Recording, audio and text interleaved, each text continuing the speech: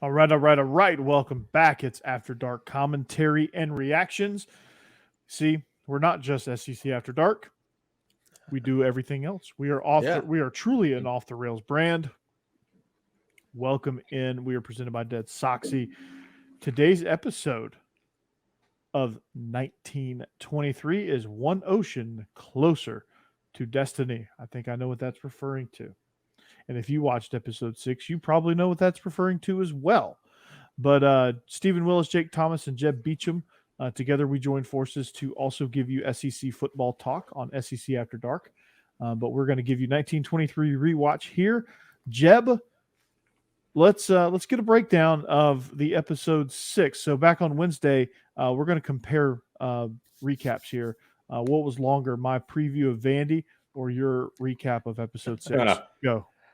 Well, this episode had a lot less action, I think, than the last couple. It seems like it was an episode that was really kind of breaking down what had just happened and getting us prepared for what's about to happen in these last couple of episodes that we have coming up. So, but it was still an excellent episode. So let me tell you exactly what happened, just so you can remember while you're following along with us. It follows all three storylines. It starts off with Tiona Rainwater still. So she's, been on the run from the school that she's killed a couple people and took off from.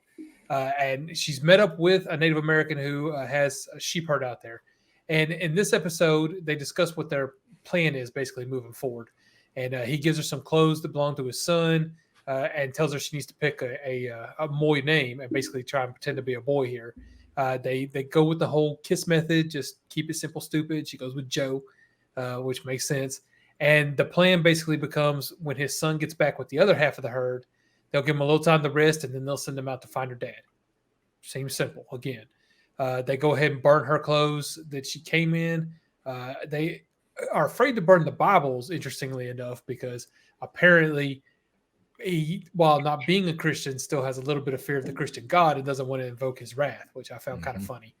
So they bury the Bibles. And then we kind of leave them at this point, but we don't leave that storyline. We shift over to Tiona's grandmother, who we've seen a couple of times looking for her and wanting to bring her home into a school closer by. And unfortunately, the two lawmen show up at her house, looking to see if Tiona has already gotten there and is hiding out. They ask her a lot of questions. They're very rough about it.